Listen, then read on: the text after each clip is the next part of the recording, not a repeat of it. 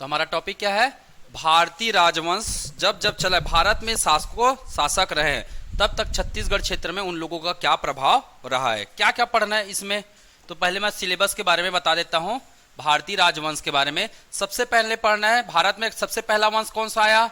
मौर्य वंश आया। तो जब मौर्य वंश का शासन था तो छत्तीसगढ़ में उसके कुछ क्या मिले, हमें साक्ष्य मिले हैं, तो वो चीजें पढ़नी है।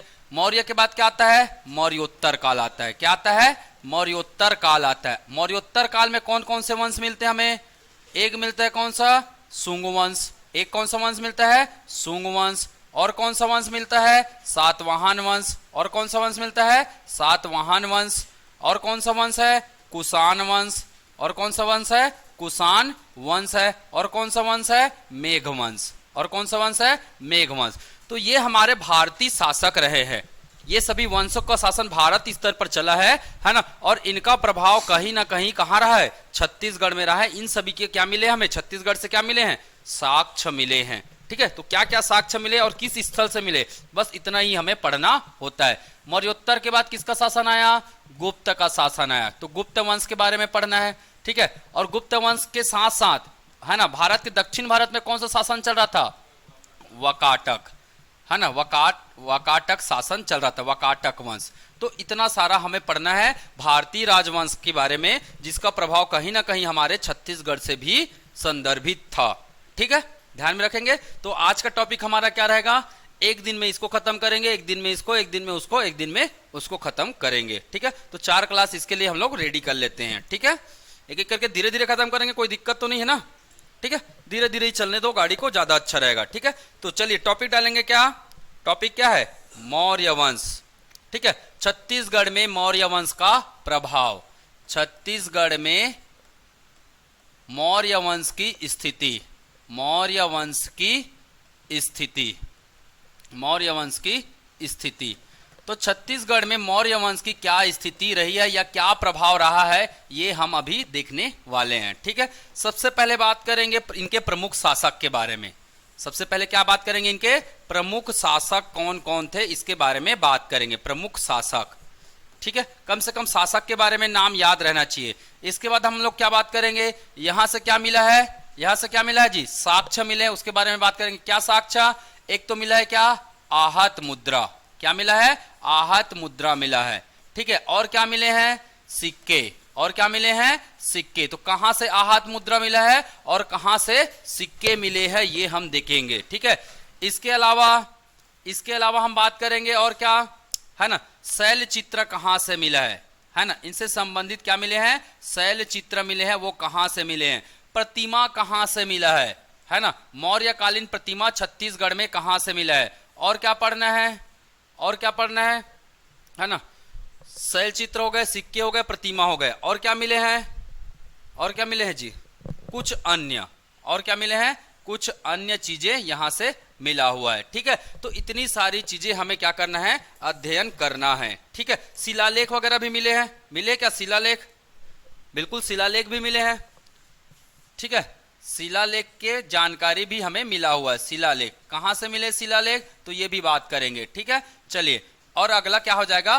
कुछ अन्य स्थल के बारे में हमें पढ़ना है। तो ज्यादा नहीं पढ़ना है, एक एक दो दो लाइन में पढ़कर हम इसे क्या कर देंगे? खत्म कर देंगे।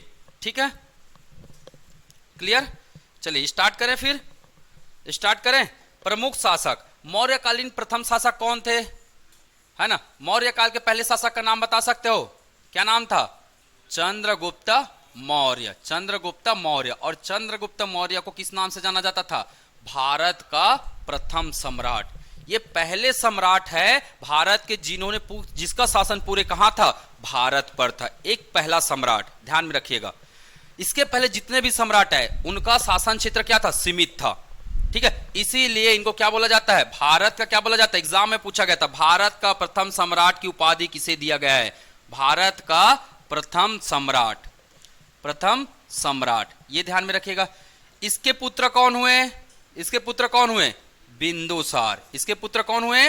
बिंदुसार हुए हैं। ठीक है, ध्यान में रखिएगा, बिंदुसार। बिंदुसार के पुत्र कौन हुए? अशोक। बिंदुसार है ना, कौन हुए? अशोक। बिंदुसार के कितने पुत्र थे? बौद्ध ग्रंथों में क्या लिखा है? 100 पुत्र थे। ठीक है, बिंदुसार के कितने पुत्र थे? 100 पुत्र थे। ठीक है, हाँ ठीक है, 101 थे, चलो ठीक है, कोई दिक्कत नहीं। ठीक है, तो मेनली अगर मैं बात करूंगा चंद्रगुप्त मौर्य का जब शासन रहा है तो छत्तीसगढ़ में इसका कोई प्रभाव नहीं पड़ा है। बिंदुसार का जब शासन रहा है तो छत्तीसगढ़ में इसका भी प्रभाव नहीं पड़ा है। किसका शासन आया? जब अशोक का शासन आया तब इसका प्रभाव किस पर पड़ेगा? छत्तीसगढ़ पर पड़ेगा। इसका मतलब छत्तीसगढ़ से जो भी साक्ष्य मिलेगा वो किसके साक्ष्य होंगे? अशोक से संबंधित साक्ष्य ही छत्तीसगढ़ में मिलेंगे। कैसे हुआ ये? तो चलिए मैं बताता हूं पूरा डिटेल इसके बारे में। ठीक है, इसके बारे में पूरा डिटेल मैं बता देता हूं आप लोगों को। ठीक है, पहले तो पूरा भारत को समझते हैं, भारत को देखते हैं, तब आपको समझ में आ जाएगा, है ना। जब चंद्रगुप्त मौर्य का शासन था तो भारत कितने भागों में बटा था? भारत में 4 प्रांत थे। याद रखिएगा, एग्जाम में पूछा गया था चंद्रगुप्त मौर्य, किसकी बात कर रहा हूं मैं? चंद्रगुप्त मौर्य की बात कर रहा हूं। जब इनका शासन था, चंद्रगुप्त मौर्य का क्या था? शासन था। ठीक है, ध्यान में रखिएगा। तब भारत कितने प्रांत में बटा था? भारत कितने प्रांत में बटा था? 4 प्रांत में बटा हुआ था। कितने प्रांत में? 4 प्रांत में बटा हुआ था। ठीक है, एक का नाम क्या था? एक का नाम क्या था? देखिए, ये वाला जो क्षेत्र है, ये जो क्षेत्र है, ये क्या कहलाता था? उत्तरापथ। इसको क्या बोलते थे? उत्तरापथ बोलते थे। ये वाला जो क्षेत्र है ये क्या कहलाता था? दक्षिणापथ। ठीक है, ये वाला जो क्षेत्र है ये छत्तीसगढ़ का उत्तरी भाग किसमें शामिल, सॉरी, ये इसका नाम था क्या? उत्तरापथ। इसका नाम क्या था? उत्तरापथ। इसका नाम क्या था? प्राची। इसका नाम क्या था? प्राची। ये जो मिडिल वाला जो क्षेत्र है, जो मिडिल वाला जो क्षेत्र है, ये जो पूरा क्षेत्र है, ये क्या कहलाता था? ये कहलाता था क्या? अवंती। ठीक है, ये क्या कहलाता था? अवंती कहलाता था। ये क्या कहलाता था? अवंती कहलाता था। सर एक बार फिर से रिपीट, किसको रिपीट करना है भाई? हाँ बोलिए दामिनी जी।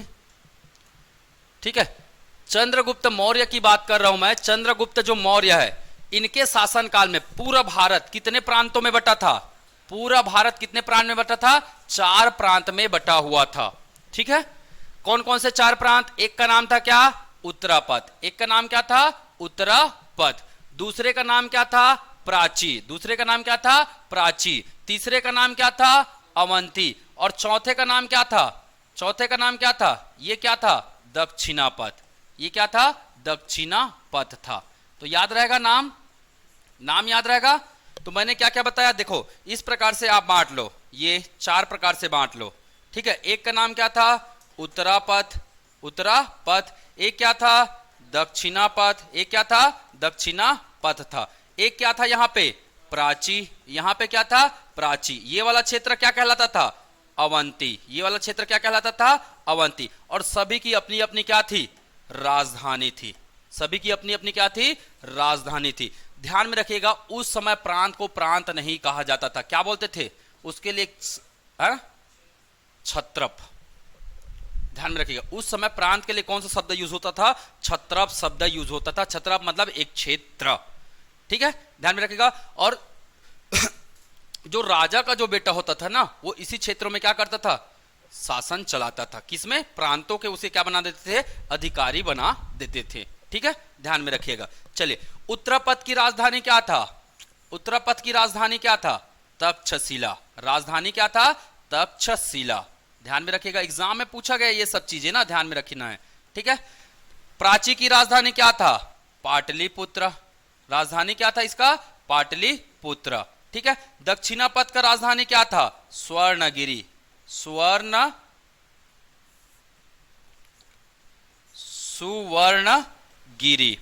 ठीक है, अवंती की राजधानी क्या था? उज्जैनी। अवंती की राजधानी क्या था?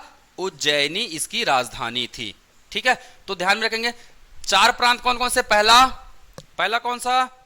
उत्तरापथ। दूसरा प्राची। तीसरा अवंती। चौथा दक्षिणापथ। उत्तरापथ की राजधानी तक्षशिला। प्राची की राजधानी पाटलिपुत्र। अवंती की राजधानी उज्जैनी। ठीक है, दक्षिणापथ की राजधानी स्वर्णगिरी। बहुत बढ़िया, याद हो गया सभी।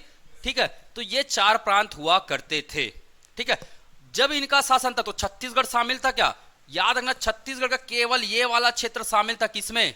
यहां लिख देता हूं मैं छत्तीसगढ़ का उत्तरी क्षेत्र। उत्तरी क्षेत्र किसमें शामिल था? प्राची में शामिल था, प्राची प्रांत के अंतर्गत शामिल था, प्राची क्षत्रप में। ठीक है, प्राची क्षत्रप में क्या था? ये शामिल था। ठीक है, यह प्राची प्रांत में शामिल था, पर पूरा छत्तीसगढ़ शामिल था क्या? नहीं था, है ना। इसी के बाद अशोक का शासन आया, इसी के बाद है ना बिंदुसार आया। बिंदुसार जब मर गए तो किसका शासन आया? अशोक का शासन आया। अगला शासक कौन है? अशोक। ध्यान में रखिएगा, अगला शासक कौन है? अशोक है। जब अशोक का शासन आया, अशोक ने कब शासन प्रारंभ किया? 269 ईसा पूर्व में इनका शासन क्या हुआ? प्रारंभ हुआ। ध्यान में रखिएगा, 269 ईसा पूर्व में क्या हुआ? इनका शासन प्रारंभ हुआ। ठीक है, मतलब इसका क्या हुआ? शपथ ग्रहण हुआ। इनका क्या हुआ? शपथ ग्रहण हुआ। ठीक है, इसके बाद, इसी के बाद 8 वर्ष में, 8वें वर्ष में, मतलब 9वें वर्ष में 8 वर्ष बाद, 8 वर्ष बाद इन्होंने क्या कर दिया? आक्रमण कर दिया। कहां? 8 वर्ष बाद इन्होंने क्या कर दिया? आक्रमण कर दिया। कौन सा वर्ष हुआ? 261 ईसा पूर्व में। कहां पर आक्रमण कर दिया? कहां पर आक्रमण किया जी? कलिंग पर आक्रमण किया। कलिंग आक्रमण ये सबसे खतरनाक आक्रमण था। लाखों लोग मारे गए थे, है ना। 2 से 3 लाख लोग क्या थे? घायल थे। इतना बड़ा आक्रमण था, छोटा मोटा आक्रमण नहीं था। कलिंग कौन सा क्षेत्र है? ये जितना क्षेत्र दिख रहा है ना, ये जितना क्षेत्र दिख रहा है, ये सब क्या है? कलिंग है। ये सब उस समय के कलिंग के एरिया में आता था। बेसिकली कलिंग बोलने का मतलब क्या होता है? उड़ीसा और पश्चिम बंगाल क्षेत्र। उड़ीसा और पश्चिम बंगाल क्षेत्र। तो ध्यान में रखिएगा, ये पूरा क्षेत्र किस में आएगा? आपका कलिंग क्षेत्र कहलाएगा, कलिंग। ठीक है, अब कलिंग पर आक्रमण एग्जाम में 5 से 6 बार पूछा है। अशोक ने कलिंग पर कब आक्रमण किया था? कब आक्रमण किया था? कब? 261 ईसा पूर्व में। इसकी जानकारी कहां से मिलती है? तो इसकी जानकारी मिलती है कहां से? अशोक के 13वें शिलालेख से। 13वें शिलालेख से इसकी जानकारी मिलती है। ठीक है, दूसरी जानकारी कहां से मिलती है? हाथी गुम्फा अभिलेख से। हाथी गुम्फा अभिलेख से मिलती है। और हाथी गुम्फा अभिलेख किसका है? खारवेल का है। किसका है? खारवेल का है। ध्यान में रखिएगा, किसका है? खारवेल का है। ठीक, ध्यान में रहेगा। तो कलिंग पर आक्रमण किसने किया था? अशोक ने किया था। कब किया था? 261 वर्ष में किया था, है ना। अपने ये भी एग्जाम में आया था, अपने शासन काल के कितने वर्ष बाद अशोक ने कलिंग पर आक्रमण किया था? कितने वर्ष बाद? 8 वर्ष। कितने वर्ष में? 9वें वर्ष में। 9वां वर्ष चल रहा है ना ये। 8 वर्ष बाद मतलब कौन सा वर्ष? 9वें वर्ष में इन्होंने आक्रमण किया है। ठीक है, तो एग्जाम में ये पूछा गया था, अशोक ने अपने शासन काल के कितने वर्ष बाद, है ना, कलिंग पर आक्रमण किया था। ठीक है, तो कब किया था? 261 ईसा पूर्व में। और इसी समय इन्होंने कलिंग को क्या कर लिया? जीत लिया। अब जब कलिंग को जीता इन्होंने, तो कलिंग क्या बन गया? इसका 5वां क्या बन गया? प्रांत बन गया। क्या बन गया? 5वां प्रांत बन गया। समझ में आया, है ना। इसके बाद से मौर्य शासन काल में साम्राज्य का और विस्तार नहीं हुआ है। तो आपको पूछा जाएगा, मौर्य शासन काल में कुल कितने प्रांत हुआ करते थे? तो कितने प्रांत हो गए? अब 5 प्रांत। ठीक है, पूछा जाएगा चंद्रगुप्त मौर्य के समय में, है ना, चंद्रगुप्त मौर्य के समय में भारत में कितने प्रांत हुआ करते थे? 4। अशोक के समय में कितने प्रांत हुआ करते थे? 5 प्रांत हुआ करते थे। कलिंग की राजधानी क्या थी? कलिंग की राजधानी बता सकते हैं? तो कलिंग की राजधानी थी क्या? तोसली। कलिंग की राजधानी क्या थी? तोसली थी। ध्यान में रखिएगा। ठीक है, कलिंग आक्रमण की जानकारी की अशोक के किस अभिलेख से मिलती है? कौन सा अभिलेख है? 13वां अभिलेख है। ठीक है ना। और इसके अलावा कौन सा अभिलेख है? हाथी गुम्फा अभिलेख है। किसका अभिलेख है ये? राजा खारवेल। किसका अभिलेख है ये? राजा खारवेल का अभिलेख है।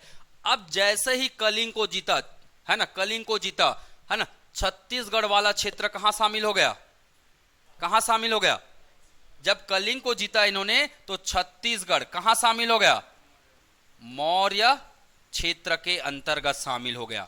मौर्य क्षेत्र के अंतर्गत। ये देखिए, ये पूरा बचा हुआ क्षेत्र आ रहा है ना, ये पूरा क्षेत्र यहां क्या हो गया? शामिल हो गया। मतलब सिंपल सी बात है, अशोक के शासन काल में जब कलिंग किस में शामिल हुआ? मौर्य शासन क्षेत्र में शामिल हुआ, तभी से छत्तीसगढ़ किस में शामिल हो गया? मौर्य क्षेत्र के अंतर्गत शामिल हो गया। आपको पूछा जाएगा, है ना, मौर्य शासन काल में छत्तीसगढ़ मौर्यों के किस प्रांत के अंतर्गत शामिल था? तो कौन से प्रांत के अंतर्गत है? कौन सा प्रांत मिलेगा? कलिंग प्रांत के अंतर्गत था वो।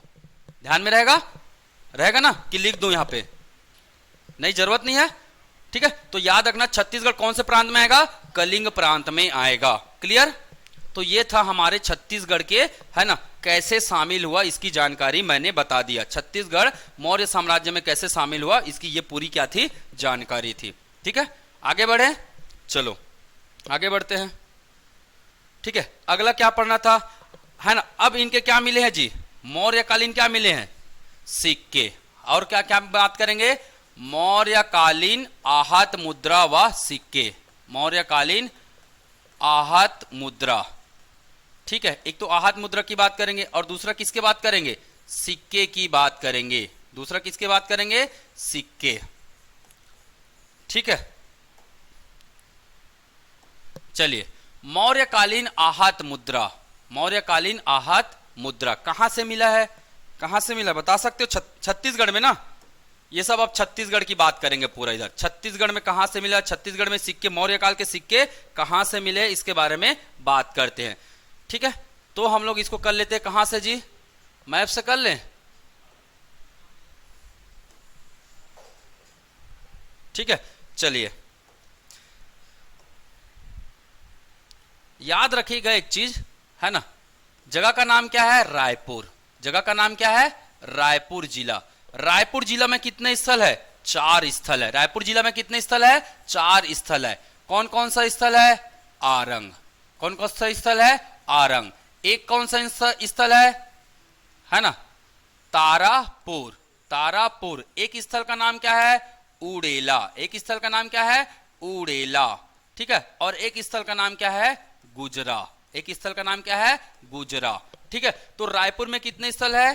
4 स्थल है। जहां से क्या मिले हैं? जहां से क्या मिले हैं? मौर्यकालीन क्या मिले हैं? मुद्राएं मिली है। इस बात को बिल्कुल ध्यान में रखिएगा। इसका खोज किसने किया था? इसका अगर पूछेगा खोज किसने किया था तो कौन करेंगे? रमेंद्रनाथ मिश्र ने। किसने खोज किया था? रमेंद्रनाथ मिश्र जी ने इसका क्या किया था? खोज किया हुआ था। कब? 1969 में।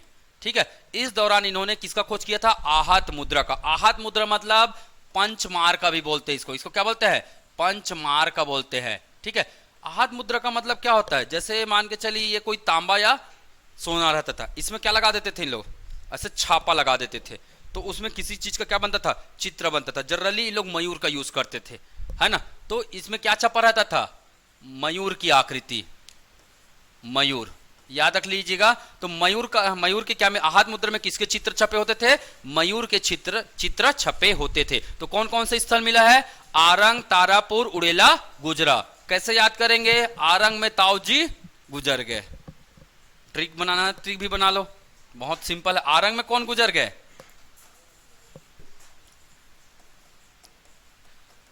ताऊ मतलब वैसे होता क्या है?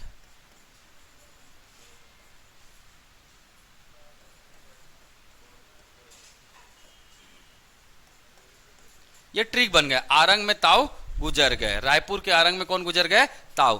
आरंग मतलब आरंग, ता मतलब तारापुर, उ मतलब उड़ेला, गुजर मतलब गुजरा।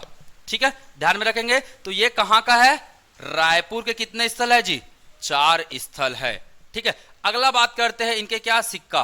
अच्छा, एक और मिला है कहां से? मल्हार से भी मिला है ना आहत मुद्रा। और कहां से मिला है? मल्हार। मल्हार कहां है?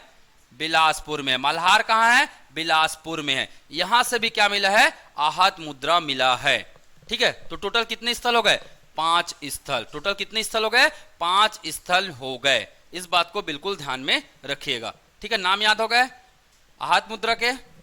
हो गए। चलो फटाक से याद करो, कौन कौन से? पहला आरंग, दूसरा, तीसरा उड़ेला, चौथा, पांचवा मल्हार। मल्हार कहां है? बिलासपुर में। बहुत बढ़िया। सिक्के कितने स्थल से मिले? तो सिक्के कितने जिले से मिले हैं? 3 जिला से। एक कौन सा जिला? बिलासपुर जिला। दूसरा कौन सा जिला? दूसरा कौन सा जिला है? जांजगीर। दूसरा कौन सा जिला है? जांजगीर जिला। ठीक है, जांजगीर जिला। तीसरा कौन सा जिला है? तीसरा कौन सा जिला है? सारंगगढ़ जिला। तीसरा कौन सा जिला है? सारंगगढ़ जिला। बिलासपुर में कहां से मिला है? तो बिलासपुर से ही मिला है। बिलासपुर में कहां से मिला है? बिलासपुर में मिला है। जांजगीर में कहां से मिला है? तो जांजगीर में मिला है कहां से? अकलतरा से मिला है। कहां से मिला है? अकलतरा। और अकलतरा के अलावा और कौन है? ठठारी। अकलतरा के अलावा कौन है? ठठारी। तो जांजगीर में अकल को क्या करते हैं? ठोक देते हैं। ऐसे याद रख लो, ठीक है, ठीक है। अकलतरा अकल को ठाठ करते हैं। हाँ,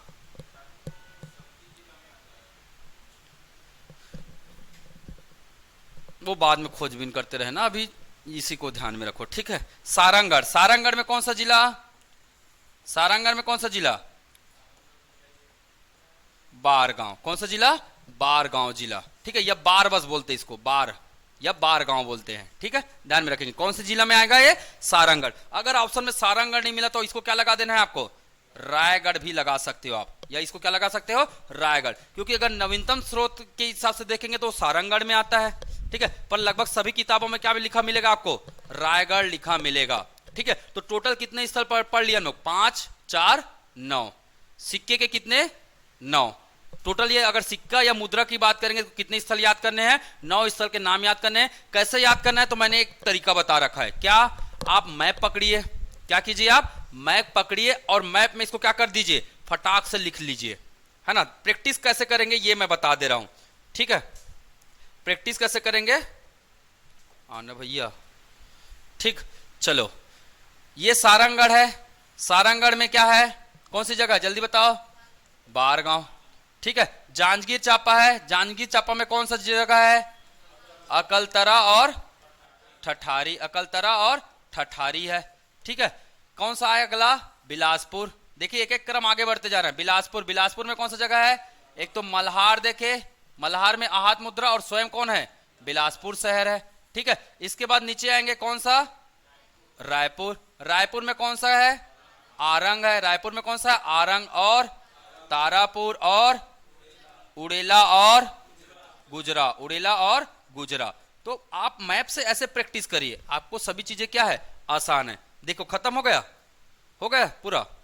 1 2 3 4 5 6 7 8 और ये 9। 9 स्थल कितने सेकंड में खत्म? 10 से 15 सेकंड में 9 स्थल क्या हो गए आपके? खत्म हो गए। किसके? सिक्का या मुद्रा के, ठीक, क्लियर। अगला बात करेंगे हम लोग क्या? शिलालेख। अगला हम लोग क्या बात करेंगे? इनके शिलालेख की बात करेंगे। इसके शिलालेख कहां से मिले हैं?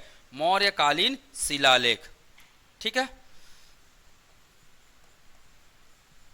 मौर्यकालीन शिलालेख। तो शिलालेख किसके होंगे? ये अशोक के होंगे। शिलालेख किसके होंगे? ये अशोक के ही होंगे, ठीक है। मौर्यकालीन शिलालेख, ठीक है। चलिए कहां से मिले हैं? शिलालेख 2 जगह से मिले। शिलालेख मतलब जी पत्थर पर कुछ लिखा हुआ, है ना। और पत्थर पर कुछ लिखा हुआ मिला है, तो ये कहां मिला है? कहां मिला है? कौन से जिला में? सरगुजा में। कौन से जिला में? सरगुजा में। और सरगुजा में कौन सी 2 जगह है? कौन कौन सी 2 जगह है? एक का नाम क्या है? सीता बेंगरा। एक जगह का नाम क्या है? सीता बेंगरा।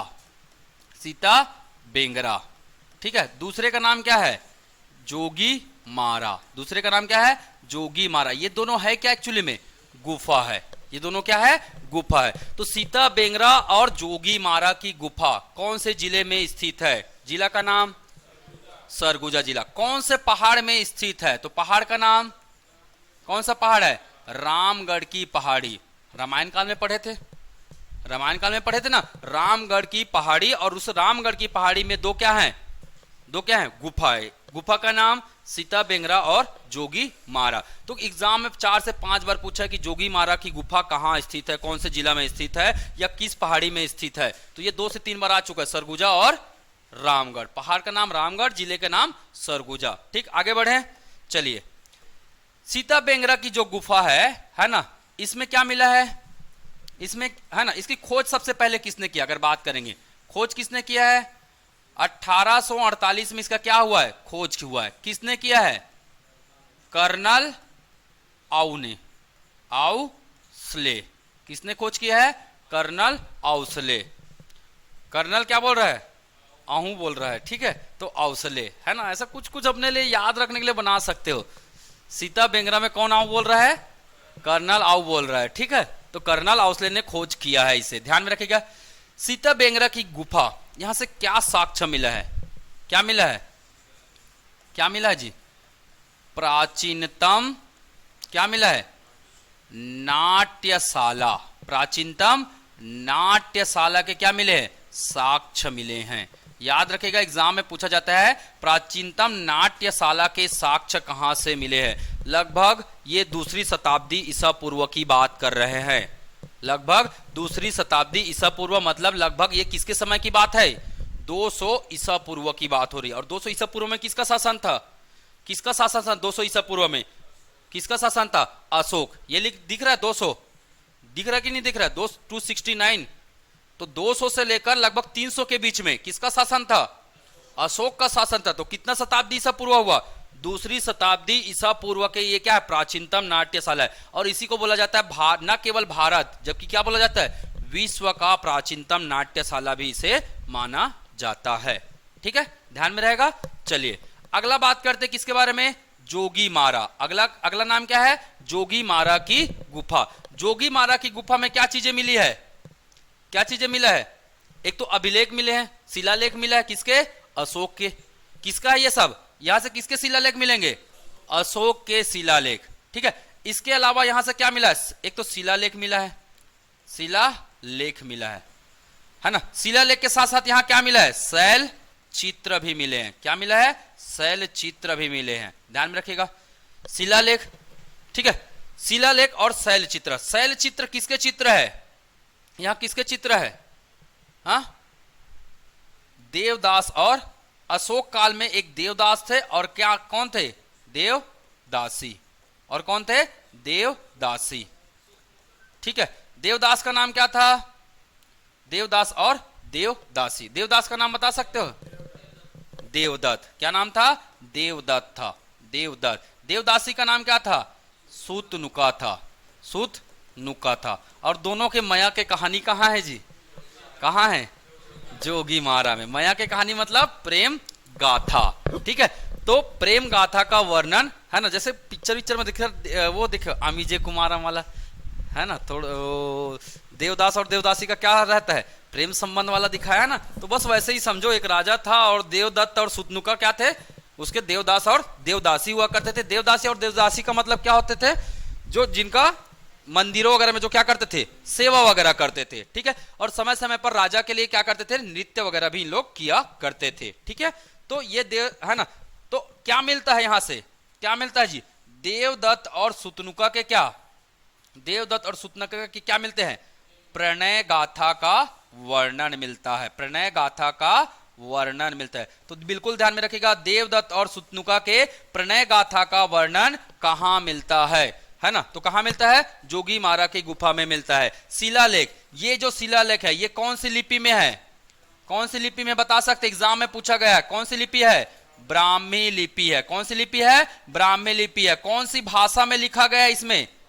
कौन सी भाषा है? पाली भाषा में है। याद रखिएगा, एग्जाम में पूछा गया था जोगीमारा की गुफा, या है ना, जोगीमारा की गुफा से जो शिलालेख मिला गया था उसमें कौन सी लिपि का प्रयोग हुआ है? लिपि का नाम ब्राह्मी, भाषा का नाम पाली। ध्यान में रहेगा, लिपि और भाषा का नाम क्या है? तो याद रखना है ब्राह्मी और पाली। ठीक है, चलिए आगे बढ़े। तो ये कहानी भी खत्म, बस 2 मिनट में आपका पूरा कहानी खत्म हो जाना है फिर। ठीक है, शिलालेख हो गया। अब मैं क्या किसकी बात कर रहा था? मैं प्रतिमा। अगला क्या है? मौर्यकालीन प्रतिमा। मौर्यकालीन क्या जी? प्रतिमा। प्रतिमा या फिर क्या बोल सकते हैं? मूर्ति। प्रतिमा या मूर्ति कहां से मिले? हाँ ठीक, मौर्यकालीन प्रतिमा या मूर्ति कहां से मिले बता सकते हो? कहां से मिला है जी? है एक ही जगह है, उसको ज्यादा बड़ा चीज नहीं है। कोटाडोल का नाम सुने हो? कोटाडोल मौर्यकालीन प्रतिमा है ना, एक जगह है जिसका नाम है क्या? कोटाडोल। कोटाडोल कहां है? कोटाडोल कहां है? मनेन्द्र है ना, भरतपुर मनेन्द्रगढ़ चिरमिरी जिला। कौन सा जिला है? भरतपुर मनेन्द्रगढ़, मनेन्द्रगढ़ चिरमिरी जिला में है। कौन सा जिला में है? भरतपुर मनेन्द्रगढ़ चिरमिरी जिला में है। क्लियर क्लियर, कौन सा जगह है? कोटाडोल है। क्या मिला है यहां? किसके? अशोक कालीन। है ना। अशोककालीन क्या मिला है यहाँ, अशोककालीन प्रतिमा मिला है, अशोककालीन क्या मिला है, प्रतिमा मिला है। क्लियर, तो एक एक लाइन में खत्म है अब, ठीक है। तो ये हो गया क्या, प्रतिमा। इसके अलावा क्या मिला था और क्या बताया था मैं, क्या देखे थे, शैल चित्र हो गया, प्रतिमा हो गया, शिलालेख भी हो गया ना, सिक्के भी हो गए, कुछ अन्य स्थल, कुछ अन्य स्थल। जैसे कि अगर मैं बात करूंगा यात्रा वृत्तांत की, किसकी बात करता हूं, यात्रा वृत्तांत। किसका यात्रा वृत्तांत मिलता है, किसका यात्रा वृत्तांत मिलता है, किसने लिखा यात्रा वृत्तांत, कौन आए थे, वेनसांग। कौन आए थे, वेनसांग आए थे, है ना। तो वेनसांग के यात्रा वृत्तांत का नाम क्या है, क्या नाम है, यात्रा वृत्तांत का नाम क्या है, सीयू की। सीयू की में क्या लिखा हुआ है जी, अशोक ने क्या बनाया था, अशोक ने क्या बनाया था, स्तूप का निर्माण करा था। बहुत सारे क्या बनाए थे, स्तूप का निर्माण करवाया था। कहां, ये मैं पहले भी बता चुका हूं, बताइए। अशोक ने स्तूप का निर्माण था, ये स्तूप कौन से धर्म से संबंधित है, बौद्ध धर्म से संबंधित है। इस स्तूप का निर्माण करवाया था किसने, अशोक ने, मैं पढ़ा चुका हूं, बताइए कहां, बिल्कुल बहुत बढ़िया, है ना, कहां, सिरपुर में, कहां, सिरपुर में, ठीक है। इसके अलावा और क्या पढ़े थे, तुरतुरिया। इसके अलावा और क्या है ना, और कौन सी जगह है, तुरतुरिया।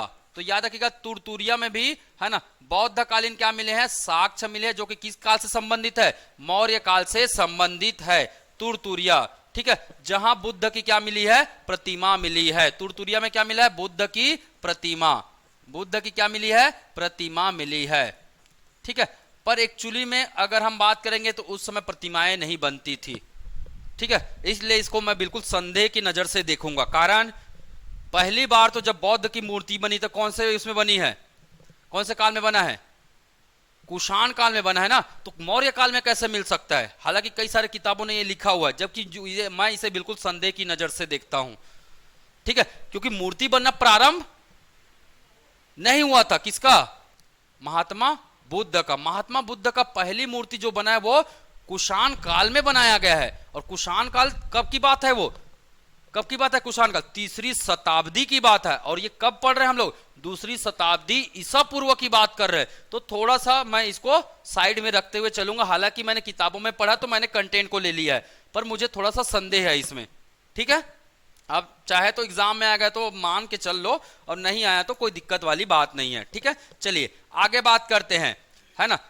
गरियाबंद जिला की बात करता हूं, गरियाबंद जिला। गरियाबंद जिला में कौन सी बड़ी नदी है, गरियाबंद जिला में एक नदी गुजरती, नाम क्या है, क्या है, पैरी नदी। कौन सी नदी है, पैरी नदी है, ठीक है। और पैरी नदी में एक जगह का नाम है जिसका नाम क्या है, सिरकट्टी, है ना। पैरी नदी में एक जगह है जिसका नाम क्या है, सिरकट्टी। तो सिरकट्टी कौन से नदी के तट पर है, पैरी नदी के तट पर है। इसी सिरकट्टी पर क्या मिला है जी, गोदी के साक्ष्य मिले। किसके साक्ष्य मिले, गोदीवाड़ा। गोदीवाड़ा मतलब किसको बोलते, गोदीवाड़ा, बंदरगाह। तो मौर्यकालीन बंदरगाह के साक्ष्य छत्तीसगढ़ में किस स्थान से मिला है, जिला का नाम गरियाबंद, जगह का नाम सिरकट्टी। याद रहेगा, याद रहेगा। इसके अलावा क्या मिला है, अशोक के लाट। इसके अलावा एक और चीज याद रखिएगा, है ना, सरगुजा में, सरगुजा, सरगुजा से क्या मिला है, क्या मिला है जी, अशोक के लाट। जगह का नाम क्या है, एग्जाम में पूछा गया था ये, है ना, अशोक के लाट। लाट का मतलब क्या होता है, स्तंभ जैसा। लाट का मतलब क्या, एक स्तंभ जैसा चीज मिला हुआ है, ठीक है, ध्यान में रखिएगा, है ना। सरगुजा में कौन सा जगह, कपाटपुरम। कौन सा जगह, कपाटपुरम। क्या मिला है, क्या मिला है, अशोक के लाट मिले, अशोक के लाट मिला। और लाट का मतलब स्तंभ जैसा, स्तंभ जैसा, स्तंभ जैसा संरचना मिला है, ठीक है। अब आपको क्या करना है, मैंने एक तरीका बताया, क्या बताया, है ना। अगर आपको सभी चीजों को परमानेंटली याद रखना है तो सबसे बेस्ट तरीका मैंने क्या बताया है, क्या बताया हूं, जल्दी बताइए। क्या उठाना है, मैप उठाना है। क्या उठाना है, मैप उठाना है, ठीक है। मैप उठाइए, सबसे पहले क्या कीजिए, है ना, मैप में आप इसमें क्या करना चालू कर दीजिए, भरना चालू कर दीजिए। 2 मिनट में भराता है, ठीक है, 2 मिनट में भराएगा सभी चीजें। जैसे कि क्या क्या देखा, गरियाबंद, गरियाबंद में कौन सी जगह, सिरकट्टी, क्या है सिरकट्टी, सिरकट्टी में क्या मिला है, गोदी के साक्ष्य, गोदी मतलब बंदरगाह, गोदी मतलब बंदरगाह के साक्ष्य मिले हैं, मिले हैं। ठीक है, आगे अगर बात करते हैं और क्या पढ़े, प्रतिमा, कहां से मिला है प्रतिमा, कहां है ना, ये सिरपुर है, सिरपुर में क्या मिला है, सिरपुर में क्या मिला है, स्तूप, सिरपुर में क्या मिला है, स्तूप मिला है, मिला है महासमुंद के सिरपुर में। अगर मैं बात करूंगा मल्हार, मल्हार में क्या मिला है, मल्हार में क्या मिला है, सॉरी मल्हार में तो सिक्के मिले हैं ना, सिक्के वाला तो मैं बता चुका था। यहां पास कौन सा जिला है, एमसीबी, कौन सा जिला है, एमसीबी, मनेन्द्रगढ़ चिरमिरी। और यहीं पास एक जगह है जिसका नाम क्या है, कोटाडोल, क्या है, कोटाडोल। और कोटाडोल में क्या मिला है, प्रतिमा, अशोक कालीन क्या मिला है, प्रतिमा मिला है, मिला है कि नहीं मिला है, मिला है ना। तो इस प्रकार से आप मैप में क्या कर सकते हो, कपाटपुरम, कपाटपुरम कहां है, सरगुजा में है, सरगुजा में क्या है, कपाटपुरम है। और क्या क्या है सरगुजा में, सीता बेंगरा, जोगी मारा की गुफा, सीता बेंगरा और जोगी मारा की गुफा। एक मैंने बताया था बलौदा बाजार में क्या, तुरतुरिया, पर तुरतुरिया में क्या है, थोड़ा संदेह वाली स्थिति बनी हुई है, तो वो उतना ध्यान में रखने की जरूरत नहीं है। आप एक मैप पकड़ेंगे, आपका पूरा चीज क्या हो जाएगा, खत्म, पूरा चीज क्या हो जाएगा, खत्म हो जाएगा। एक मैप में ही कितना मिनट लगेगा, ज्यादा से ज्यादा इसको रिवाइज करने में 5 मिनट का समय लगेगा। पहले जगह का नाम याद रख लीजिए, जगह में क्या मिला है ये याद रख लीजिए। अब उसके बाद प्रैक्टिस किस में कीजिए, मैप में कीजिए। परमानेंटली आपको लगभग लगभग वो याद रहेगा। जिस समय एग्जाम रहेगा, एग्जाम के आप 10 दिन पहले 15 दिन पहले जब भी रिवीजन करते हैं, ठीक है, तो मुश्किल से इसको रिवीजन करने में ज्यादा से ज्यादा 3 से 4 मिनट का समय लगेगा। मतलब 1 घंटे की चीजों को आप कितने मिनट में रिवाइज कर सकते हो, 3 से 4 मिनट में। तो आप जाकर घर को इस एक बार रिवाइज कीजिए, है ना, इसको अच्छे से पढ़िए। और किसमें प्रैक्टिस करना है, मैप में प्रैक्टिस करना है। मौर्य वंश यही क्या होता है, खत्म। ठीक, स्पीड हो गया क्या, आप लोग बताते नहीं हो, कमियां को थोड़ा बताओगे ना तो चीजें समझ में आती है। ठीक है, ऑनलाइन क्लियर हुआ,